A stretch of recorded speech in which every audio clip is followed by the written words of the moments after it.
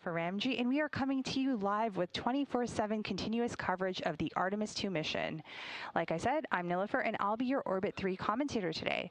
While the crew is in a shorter sleep period this morning, here are the highlights from Flight Day 1 aboard the Orion spacecraft.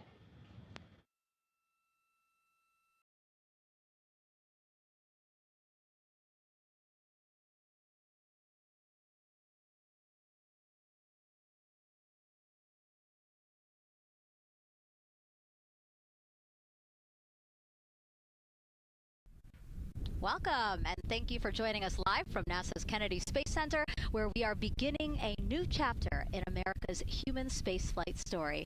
We are so humbled to have thousands of people here in person to witness this, and the many more watching online from around the world. I'm NASA's Megan Cruz, and this is NASA astronaut Nicole Ayers. Thanks, Megan. What a historic day to be here. What a historic day to be here. Obviously, for what we see right behind us here, the SLS rocket and Orion spacecraft on launch pad 39B. Artemis II is a nearly 10-day flight test to prove NASA can safely fly astronauts around the moon before attempting to land on it in just 2 years, hopefully. Yes, like you said, it's a test flight, so we're going to put humans on this rocket for the first time ever, and we're going to test out the systems on board and hopefully get around the moon. And in charge of liftoff today is Launch Director Charlie Blackwell-Thompson. She and her team are just across the street from us inside of the Launch Control Center. They kicked off continuous around-the-clock operations just before 5 p.m. on Monday and started fueling the rocket about 4 hours ago.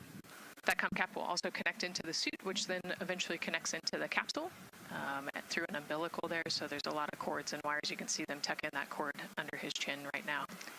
And so the suits they're wearing, they're called the Orion Crew Survival Suits, or OX suits. And so they're worn for launch and reentry or during high-risk or emergency situations. And welcome into Firing Room 1, a historic firing room here at the Kennedy Space Center in Florida. It's a pleasure and an honor to be here reporting what's happening as we lead up to countdown and liftoff of Artemis II. So far, looking pretty good. You see the rocket out there on the pad. It is launch day, and we just got that crew weather brief that you were talking about from Launch Director Charlie Blackwell-Thompson to the crew. It looks like a countdown at this point is in good shape, and that's great news. Fueling continues to track well. We just reached all stages replenished. Now, Reed Weissman is a Baltimore native. He's been in space once before as flight engineer for Expedition 41 aboard the International Space Station from May through November 2014. And so now here we are, pilot Victor Glover. NASA selected the California native as an astronaut in 2013. At the time, he was actually serving as a legislative fellow in the United States Senate. His first trip to space was in November 2020 when he launched as pilot of NASA's SpaceX Crew 1 mission. That was the first operational mission of NASA's Commercial Crew program. And so it looks like Christina here has completed her suit leak checks as well, her communication checks too. Yep, they've already got her gloves off. They're getting ready to kind of hang out and relax a little bit, I think, before they walk out. She is a mission specialist for this mission, native of Grand Rapids, Michigan. Was selected to the astronaut corps in 2013, so actually same class as Victor. And last but not least, first-time flyer, Canadian Space Agency astronaut Jeremy Hansen will fly to the moon as a mission specialist on the Artemis II mission. The London, Ontario native was selected as an astronaut in 2009. After that, he worked as CATCOM at NASA's Mission Control Center in Houston. The team you see here in this room today has been training extensively to prepare for the highly dynamic phase of flight that begins shortly after engine ignition. Teams here will be monitoring the flight of the Space Launch System, Orion, and of course the Artemis II crew on board as they make their way from the Kennedy Space Center into Earth orbit. Yes, a pre-flight tradition that we have seen with our crewed flights and our astronauts, the card game, Nicole. Yeah, this is a fun time for the crew. Kind of relax a little bit, play a card game with the chief. You can see Scott Tingle there is the dealer today. Looks like they're playing high card wins. So Victor won. He's out. Now Jeremy's out. You know, there are two schools of thought on this game. Either you want to get rid of all your bad luck or go out on a high note. So it looks like the crew chose we're going out on a high note. Now, the SLS, or the Space Launch System, very big, very powerful. It is going to be producing 8.8 million pounds of thrust at launch. And like I mentioned, very large, as you can see here, going to stand about 322 feet tall with Orion there on top, just a little bit taller than the Statue of Liberty. And here we are, the closeout crew in the White Room getting ready for the astronauts who have just left crew suit up and are now walking down a hallway to greet some family and friends downstairs. Commander Reed Weissman, pilot Victor Glover, mission specialist Christina Cook, and Jeremy Hansen. And here they are, NASA's Artemis II crew. Commander Reed Weissman, pilot Victor Glover, and mission specialist Christina Cook and Jeremy Hansen taking their first steps outside for their historic test flight. To a wonderful applause from the crowd. They're looking really excited Some and big really smiles. ready. I love that. It's a great day for us. It's a great day for this team. A few words from Reed. Great day for us, the team, he said. Thumbs up, more thumbs up. Of course, a lot of pictures. We hear some camera shutter clicks back there. I love the energy of this crowd. Let's go. And so now the crew walking over to each of their pens. The first people closest to them, of course, their family members who got to quarantine with them, correct? Yes.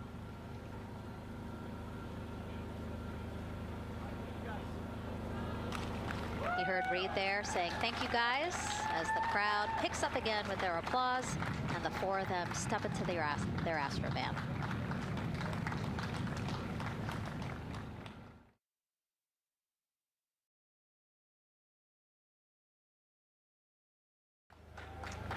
And there they go. And off they go. Reed, Victor, Christina, and Jeremy now on their way to launch pad 39B, where they will fly to the moon.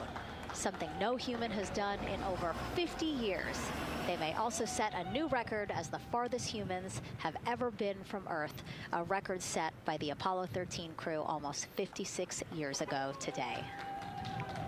Yeah, you know, we talked about how tall this rocket is earlier. Wow. Look at that. Yeah, look at that point of view, yeah.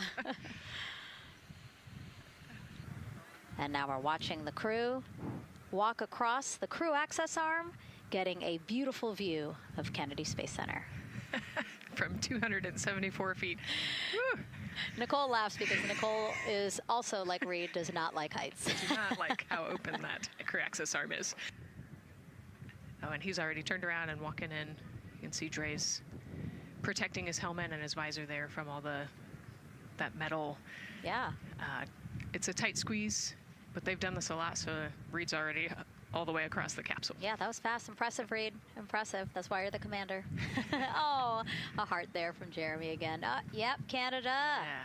Canada is about to get into Orion.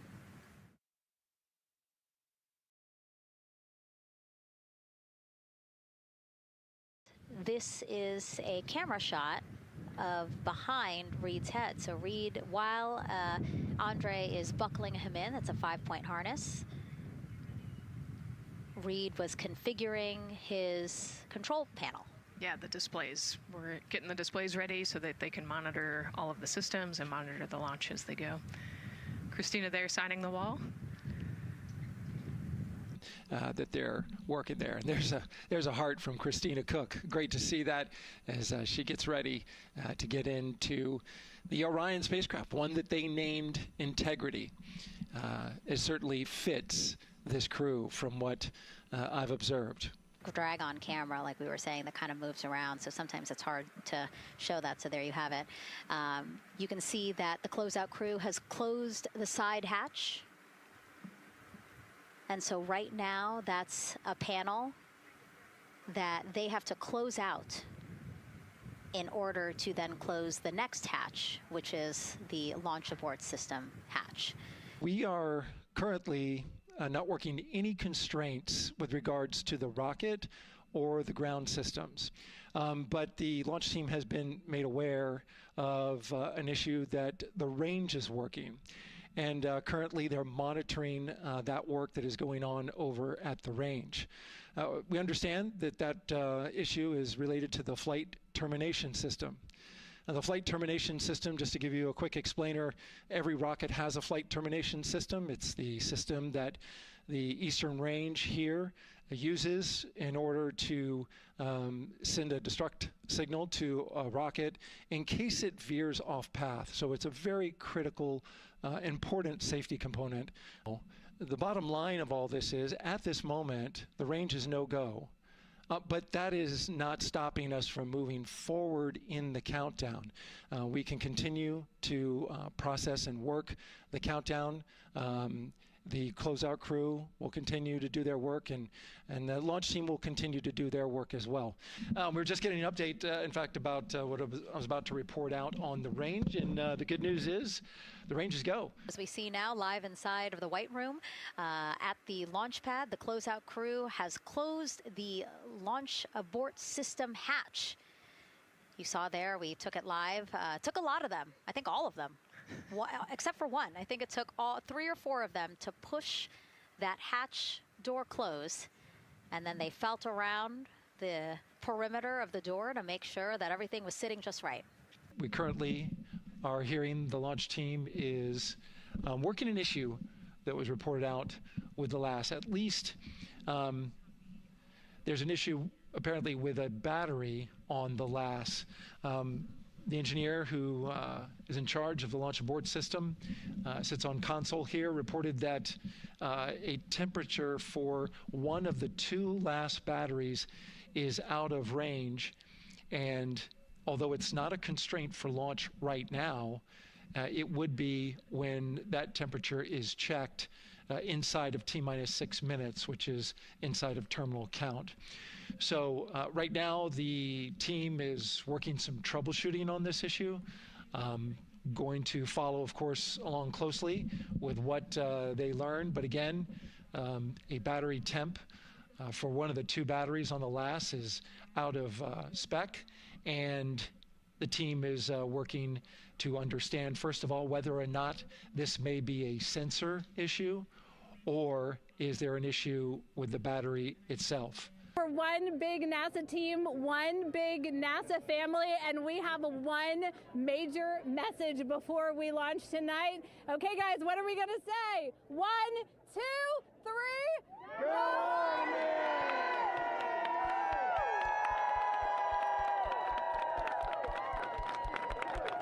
Great news, too.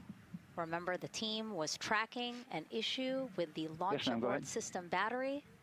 They appear to have cleared that issue, so we are go for launch. All right, thank you, Megan and Nicole, and just want to give you an update on the launch abort system that you just reported that they cleared. They believe, they're convinced, this is an instrumentation failure. So there are 2 batteries on the LAS. The LAS, of course, and with the help of my 2-year-old son's model rocket, Daniel said I could use this, so it's okay. The LAS is right here. It's the tower above Orion. Orion capsule's inside of here. It's used to pull Orion off the rocket in case something's going on with the rocket, either on the pad or in flight. 2 batteries are bad. Well, I'm sorry, one of the 2 batteries reported an out-of-family temperature, and it was very much out of family. And so they checked their data going back into the vehicle assembly building where they recharged the batteries and worked on them. And they have good, solid data, they reported, that tells them that this is an instrumentation failure, that there's something wrong with the sensor. And so they took it before the mission management team, which has to accept the risk, any changes to launch commit criteria, which this would be one, and they all fully accepted it. So now we are clear as far as that constraint is concerned. NTD COSE hold requested. Copy that. I have an LCC violation of O-CT-004, S-band transponder anomaly. This was a transient LCC violation, so transponder 1 had a demodulated SNR estimate that went down to 2 dBm when it should have been between 10 and 13, it is now back up to 12, but we did lose that for just a moment. It does not appear that we lost our bit sync or carrier lock, which would be indicative that we lost our lock with the vehicle. So at this point, recommendation would still be go. However, we do have a pre-planned contingency procedure if we want to look at that. But again, this was transient, so we're back in a nominal range. Yeah, us taking a look at the data right here, looks like that was a single sample. Yeah, copy that. RFTS does report that they also lost lock for about 5 seconds. So I would love to ask KUS and see if they also lost lock with the vehicle for any extended amount of period. Yeah, so from our perspective, the allowance is effectively up to 30 seconds, up to 3 samples based on the 1/10 hertz. This is not an LCC violation, I believe. Yes, sir. I would agree with that at this point. Copy that. We're checking with KUS on 232. I don't think they have 212 access. We're trying to verify, but it sounds like they have a loss of lock as well. About 2 seconds. Okay. And I guess for both KUS and COSE, do we have lock now? That's affirmed. We do have lock for COSE.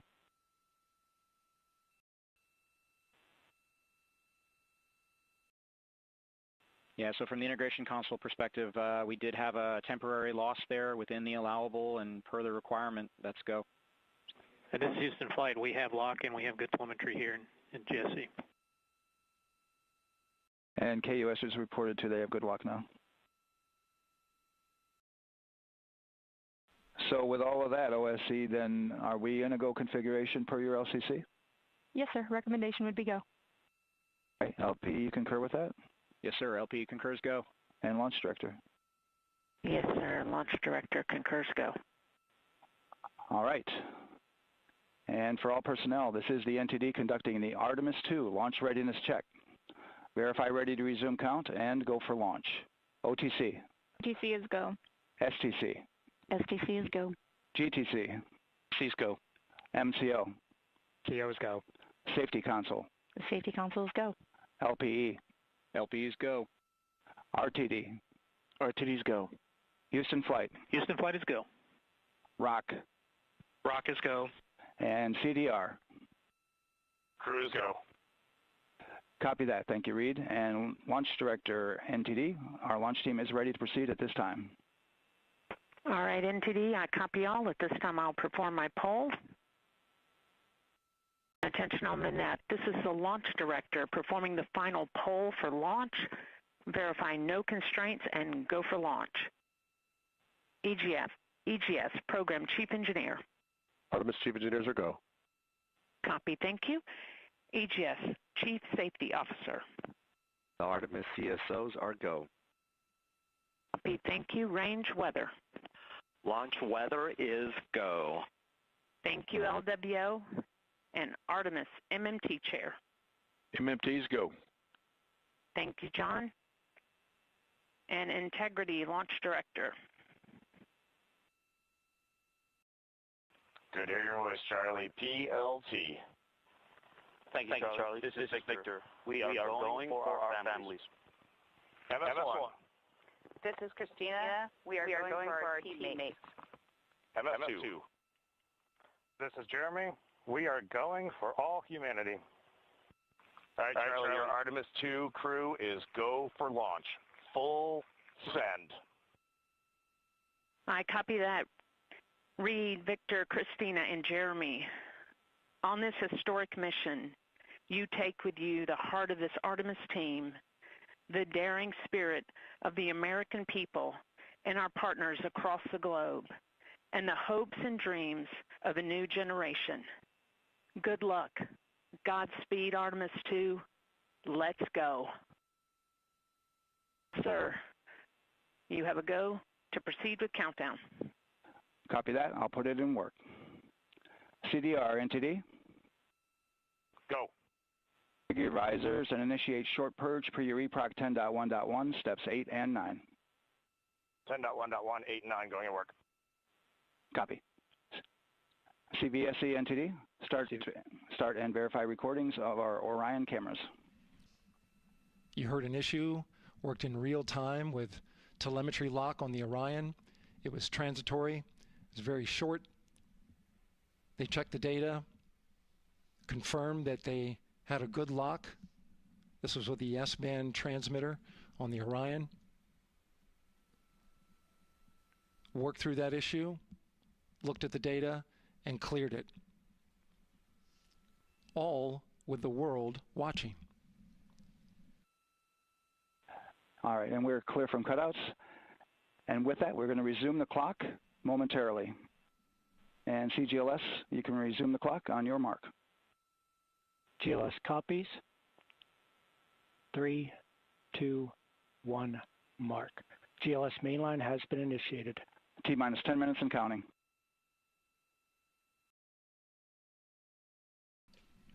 And that begins terminal count. Our new T0 is 6:35 p.m. Eastern Time. 6:35 p.m. Eastern Time. We are now counting down to liftoff of Artemis II. GLS is go for crew access arm retract. And there you see the crew access arm moving away.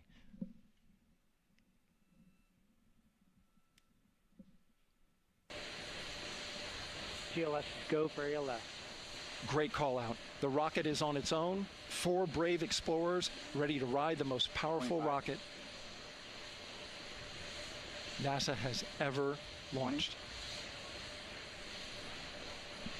Sound suppression water is flowing. 15. And here we go. 10, 9, 8, 7. RS-25 engines lit. 4, 3, 2, 1. Booster ignition. And liftoff. The crew of Artemis II now bound for the moon. Humanity's next great voyage begins. Good roll pitch. Roger, roll pitch. Houston now controlling the flight of Integrity on the Artemis II mission around the moon. Integrity, AMT high. AMT high. On time, passing 30 seconds into the flights. Integrity passes the alternate MECO. Target milestone. Mission Control Houston seeing good performance on the 4 main engines. Space Launch System core stage. Integrity, 3 miles in altitude. Traveling more than 1,200 miles per hour.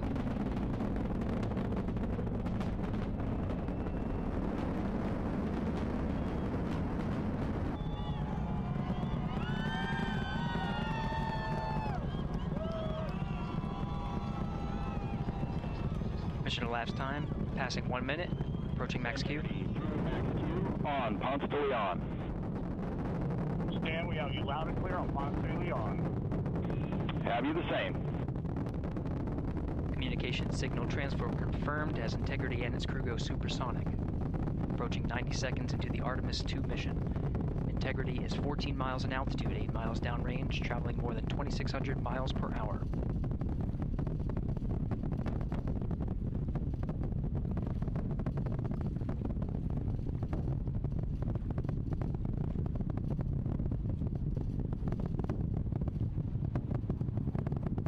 Minute 50 seconds of mission elapsed time, standing by for main engine throttle down to 85%, ahead of solid rocket booster separation, expected at the 2-minute 9-second mark. We see throttle down.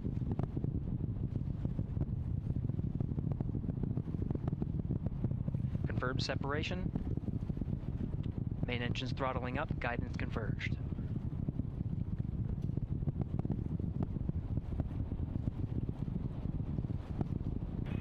Integrity, guidance converged, performance nominal, upper stage RCS ready. Copy all, Stan.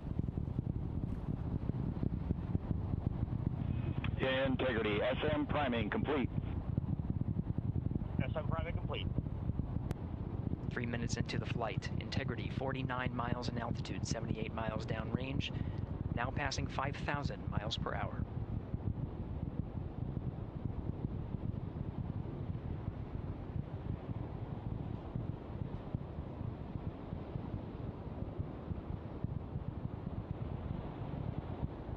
Standing by for launch abort system jettison. Houston Integrity, good last jettison, great view. We see the same on board, Stan. And Houston has you loud and clear on Tidris at the Cardman line. Outstanding, Stan, we have you the same. 3 minutes 50 seconds into the flight of Artemis II, Wiseman, Glover, Cook, and Hansen cross the boundary to space with good comm checks. GPS signals acquired after last jettison now working on internal checks to verify accuracy.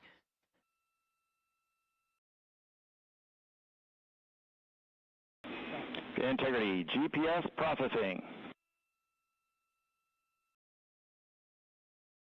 Outstanding, Stan, we see the same, and we have a beautiful moonrise. We're headed right at it.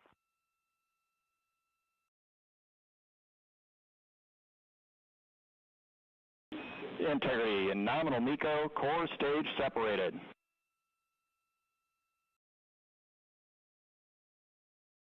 We see the same on board, Stan.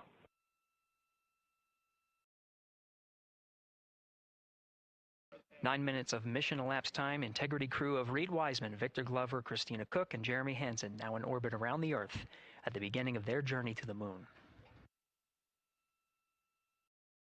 This is Mission Control Houston, 25 minutes, 45 seconds into the flight of Artemis II. We have confirmation that all 4 solar array wings are deployed and latched.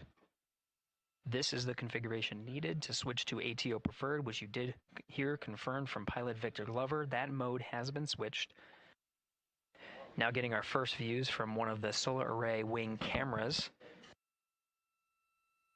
over the tracking data relay satellites.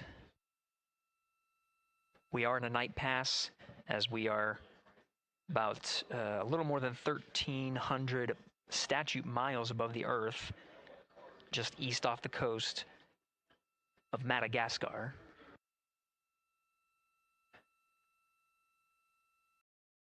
You can see the perigee raise maneuver from the main engine of the ICPS firing from the solar array wing. Standing by for confirmation of cutoff.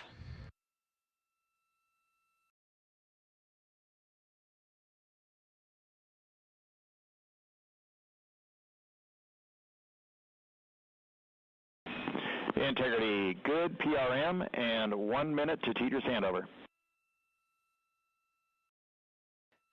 And with the regain of comm, we're starting to get some views aboard the Orion spacecraft. Integrity Houston, voice check on Tidris.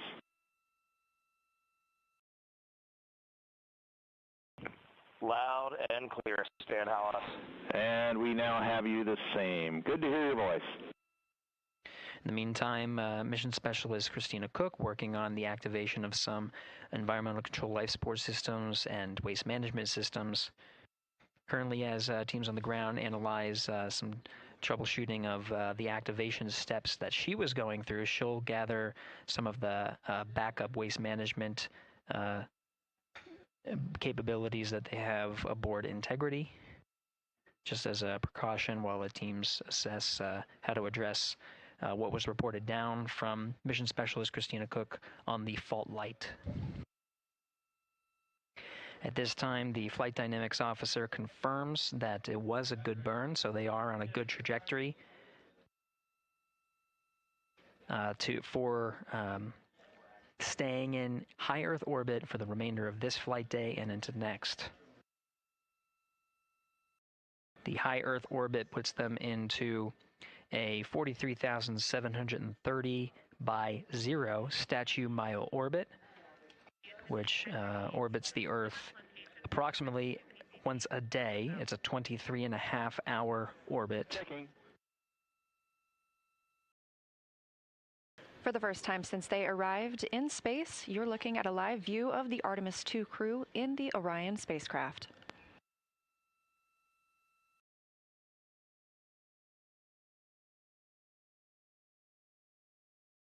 All right, Amy, welcome on board the Integrity spacecraft. We got, right now, myself and Christina are in seats 1 and 2, getting ready for rendezvous and proxops demonstration.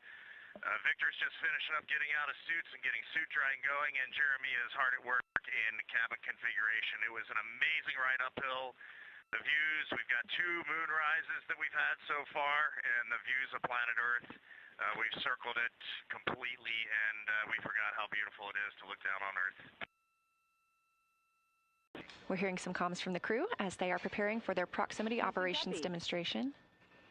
And we have just had, for the first time in over 50 years, humans join the Deep Space Network. Now, we're used to people being on the Near Space Network, the tracking data relay satellite system with the International Space Station.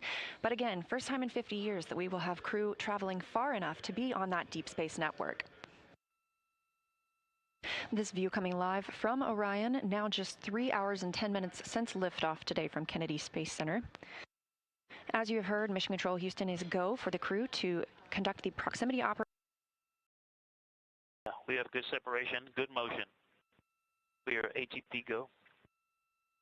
Confirmation, separation from the interim cryogenic propulsion stage. Good motion. Go for 180 pitch, confirmed. Separation confirmed, Houston. Houston copies. All right, here comes the pitch rate. I see it. Look at that. Woohoo! This view inside Orion. I see the moon in the camera, and now I see in the 19 in 1. This is the view from 9 and this is the view the docking camera is showing the crew inside Orion. 19 ins. Much quieter. Got a little rumble, Checking. like we're driving on a rocky road, but much quieter than in the sim. I'm showing about 3 degrees wide on ICPS. And it's holding right near the center. Integrity, no action for you on that enable prop caution. No action. Bit of ICPS, did you see that float off the screen on camera view? 0.8 degrees wide. Quite large.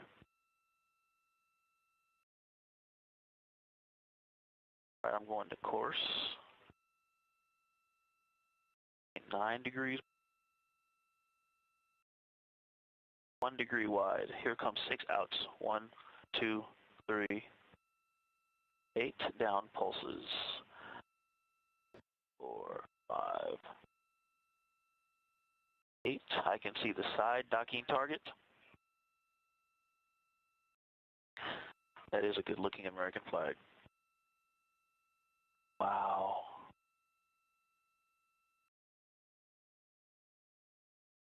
Happy going off, Fox. Great flying with you, Houston. Nice view. ICPS out the window. We are now looking to the ICPS, or interim cryogenic propulsion, over Earth's atmosphere, over the Pacific Ocean.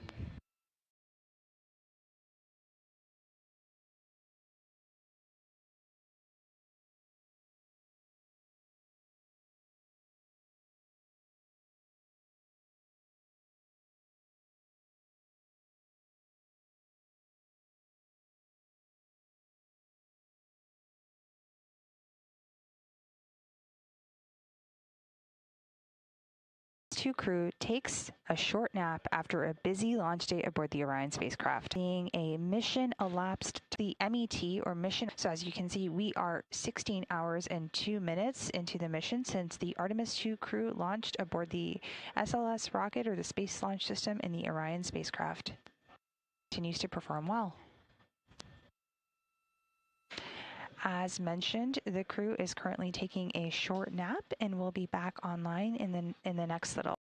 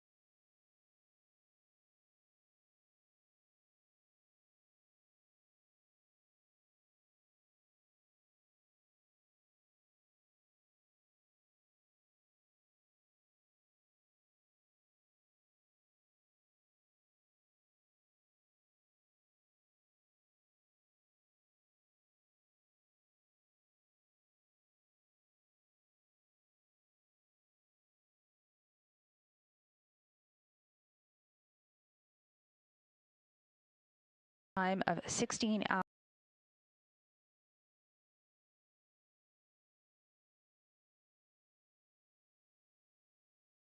That have Welcome, and thank you for joining us in person to Rocket and Orion spacecraft on launch pad before attempt. And in charge of liftoff today is Launch Director Charlie Blackwell Thompson. She and her about 4 hours ago.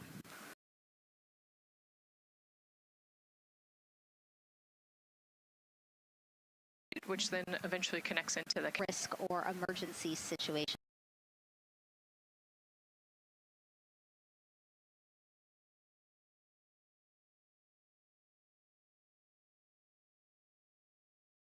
Reporting what touch day, good shape, and that's great.